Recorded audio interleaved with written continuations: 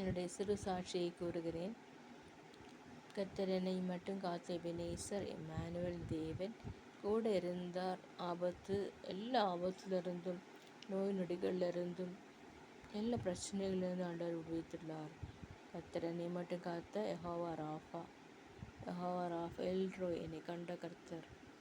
எல்ரோய் சொல்லிட்டு சும்மா பாட்டு பாடினா உலக பிரகாரமான பாடுகளில் பாடிட்டு இயேசுவனுடைய பாடல்களை பாடும் பொழுது அவங்களுக்கு சரியாக வருமானு பார்க்கணும். அது அவங்களுக்கே தெரியும் அவங்க கரெக்டானவங்களான்னு. அதாவது இயேசுவின் பாடல்களை பாடிக்கொண்டிருந்தவர்கள் வேறு பாடல்களை பாடுகிறார்கள். அது யாருன்னு தெரியும். எல்ரோய் எல்லாம் சொன்னேன். தேவன் எனக்கு உதவி செய்தார். இம்மானுவேல் தேவன் கூட இருந்தார். கர்த்தர் காத்து கொண்டார்.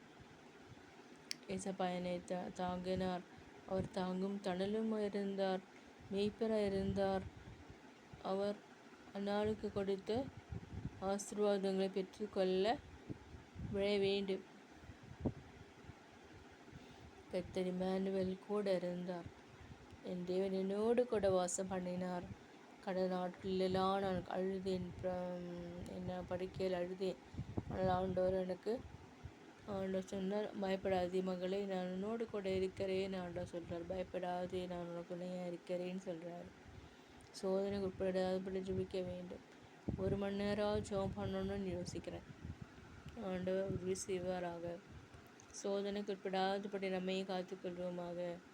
சோதனைகள் வந்தால் நம்மளால் தாங்க முடியாது, அது ரொம்ப பயங்கரமாக இருக்கும். ஆனால் அதற்கு விலக்கி நம்மளை கர்த்தர் காத்துக்கொள்வார். அதுக்கு விலக்கி காத்துக்கொள்ள என்ன செய்யணும்? 1 மணி நேரம் ஜெபம் பண்ணோம், 2 மணி நேரம், 3 மணி நேரம் ஜெபம் பண்ணும்போது சோதனை ஓடிவிடும். பல தருணங்களில் நாம் கர்த்தருடைய நாமத்திற்கு தூஷணம் உண்டாகும்படியாக வாழக்கூடாது. என் நாமத்தை இருக்கிற நாங்கள் தங்களை தாழ்த்தி தங்கள் அக்கிரமங்களை எல்லாம் மன்னித்து அவர்கள் தேசத்திற்கு க்ஷேமத்தை அளிப்பேன் நல்லா சொல்லியிருக்காரு. ஆண்டவர் இம்மானுவேல் தேவன் கூட இருந்ததுனால எல்லா இக்கட்டிலிருந்தும் விடுவித்தார். இம்மானுவேல் தேவன் கூட இருந்தபடியினால எல்லா விதமான காரியங்களில் வெற்றி அடைய செய்தார்.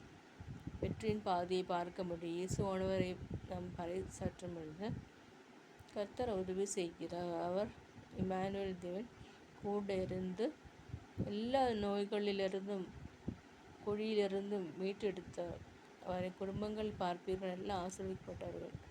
அது காரணம் நான் கொடுத்த 10 புக்கு, மேகசின்ஸ், ஜெபம், விண்ணப்பங்கள் இதெல்லாம் ஏறெடுத்த பொழுது குடும்பங்கள் எல்லாரும் ஆசீர்வதித்துள்ளார்கள். குடும்பங்கள் அவர்கள் எல்லாம் ஆசீர்வதித்தார் கர்த்தர். அவ்வாறாக உங்களுக்கு வர வேண்டும் என்று என்ன செய்யணும்? வசனம் வாசிக்கணும், அப்படி பண்ணுங்க. ஆமென்.